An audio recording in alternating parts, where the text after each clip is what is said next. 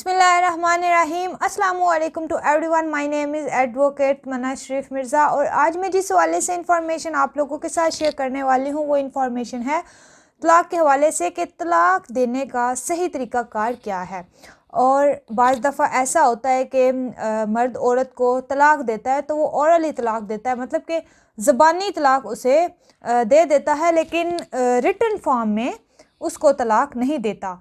तो written form में तलाक़ देना कितना ज़रूरी है? क्या अगर मर्द ओरली तलाक़ देता है, मतलब कि ज़बानी तलाक़ देता है, तो उसकी वो तलाक़ वैलिड होगी या वो वैलिड नहीं है, या उसकी लॉ में कोई वैल्यू नहीं है? तो देखें, जो तलाक़ देने का सही तरीक़ाकार है ना, वो ये है कि अगर मर्द ने फ़र्ज़ कर लें औरत को ओरली तलाक़ दे दी है, मतलब कि ज़बानी तलाक़ दे दी है या फ़ोन कॉल पे तलाक़ दे दी है, तो ठीक है, वो तलाक़ शरई तौर पर तो हो गई, लेकिन लॉ में वो तलाक़ नहीं मानी जाएगी अगर आपने औरत को तलाक़ दे दिया है। लेकिन इसके लिए फिर ज़रूरी क्या है कि आपने रिटन फॉर्म में औरत को तलाक़ देनी है, ताकि कल के लिए आपके लिए भी कोई प्रॉब्लम क्रिएट ना हो और ना ही वाइफ कल को आके आपके ऊपर केस कर दे कि मैं तो इसकी बीवी हूँ, क्योंकि आपके पास तो कोई एविडेंस नहीं है ना कि आपने औरत को तलाक़ दे दी है। तो तलाक़ देने का जो सही तरीक़ाकार है वो ये है कि आपने रिटन फॉर्म में तलाक़ लिखनी है, ठीक है। डिवोर्स डीड आपने लिखनी है, रेडी करनी है, उसके नीचे अपने साइन करने हैं, दो आपके विटनेसेस, गवाहान जिसे कहा जाता है उर्दू में, उनके सिग्नेचर वगैरह होंगे। तो वो आपने एक कॉपी सेंड करनी है वाइफ को और एक कॉपी आपने सेंड करनी है यूनियन कौंसल में, जो मुतलका यूनियन कौंसल है ना, जहाँ पे शादी को रजिस्टर्ड किया गया था, वहाँ पे आपने तलाक़ की एक कॉपी और साथ में एक एप्लीकेशन रेडी करनी है।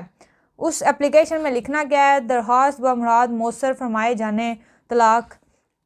और वो जो वहाँ की मुतलका यूनियन कौंसिल का एडमिनिस्ट्रेटर है या वार्ड नंबर है वो आपने ऊपर मेंशन करना है और नीचे लिखना है कि मैंने मोरहा फ़लाँ डेट को लड़की को तलाक़ दे दिया, उस औरत का नाम आएगा, और मेरी तलाक़ को मौसर फरमाया जाए। ये आपने एक एप्लीकेशन और एक तलाक़ की कापी आपने मुतलका यूनियन कौंसिल में सेंड कर देनी है, ठीक है। फिर दूसरे महीने भी आपने यही प्रोसेस अडॉप्ट करना है और तीसरे महीने भी आपने यही तरीक़ाकार अपनाना है, ठीक है।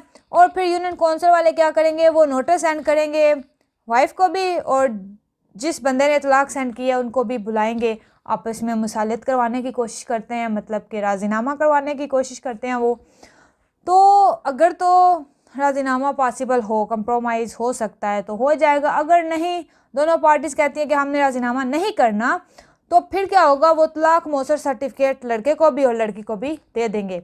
तो तलाक़ देने का जो सही तरीक़ाकार है ना, वो ये कि आपने एक कॉपी लड़की को सेंड करनी है और दूसरी कॉपी आपने मुतलका यूनियन कौंसिल में सेंड करनी है और साथ में एप्लीकेशन भी लिखकर सेंड करनी है कि मेरी तलाक़ को मौसर फरमाया जाए। इससे फ़ायदा ये होगा कि कल को आपकी जो बीवी है वो आके ये नहीं कहेगी कि मेरी तलाक़ तो हुई नहीं थी, यानी कि मर्द ने तो मुझे तलाक़ दी ही नहीं है, तो तलाक़ वाला सीन तो हुआ ही नहीं है, मुझे मेरे मर्द ने तलाक़ नहीं दी। तो आपके पास एविडेंस होगा ना, यूनियन कौंसिल के रिकॉर्ड में भी ये बात होगी कि फ़लाँ डेट को पहली तलाक़ दी गई, फ़लाँ डेट को दूसरी और फ़लाँ को तीसरी, और तलाक़ मौसर सर्टिफिकेट भी इनको इशू हो गया था फ़लाँ डेट को। तो कल को फिर औरत हो सकता है कि वो प्रॉपर्टी में से हिस्सा क्लेम करने के लिए आ जाए। तो इसलिए अगर तलाक़ आपने देनी है ना औरत को, तो फिर ये तरीक़ाकार है, तो आप फिर इस लीगल तरीके को अडॉप्ट करें। दूसरा ये कि अगर आप बाहर की कंट्री में रहते हैं, बाहर के मुल्क में रहते हैं, तो आप औरत को तलाक़ सेंड करना चाह रहे हैं, तो इसका भी तरीक़ाकार ये है कि आपने पूरा फॉर्मेट रेडी करना है। अब बहुत सारे ऑब्जेक्शन सामने ये आते हैं कि होता तो ये तरीक़ाकार है कि वहाँ की एम्बेसी से अटेस्ट करवाना होता है, लेकिन बाहर की एम्बेसी अटेस्ट नहीं करती। वो कहते हैं कि हम अटेस्ट नहीं करेंगे डिवोर्स डीड को। तो अगर वो अटेस्ट नहीं भी करते तो तब भी आप नीचे अपने साइन, दो विटनेसेस के सिग्नेचर होंगे, ठीक है, CNIC नंबर वगैरह, तो आपने फिर वहाँ से कॉपी सेंड करनी है तलाक़ की औरत को, बाहर के एड्रेस से जहाँ पे आप रह रहे हैं ना, वहाँ से आपने औरत को सेंड करनी है तलाक़ की कॉपी, और यूनियन कौंसिल में सेम वही तरीक़ाकार की एप्लीकेशन साथ लगानी है और मुतलका यूनियन कौंसिल में सेंड कर देनी है।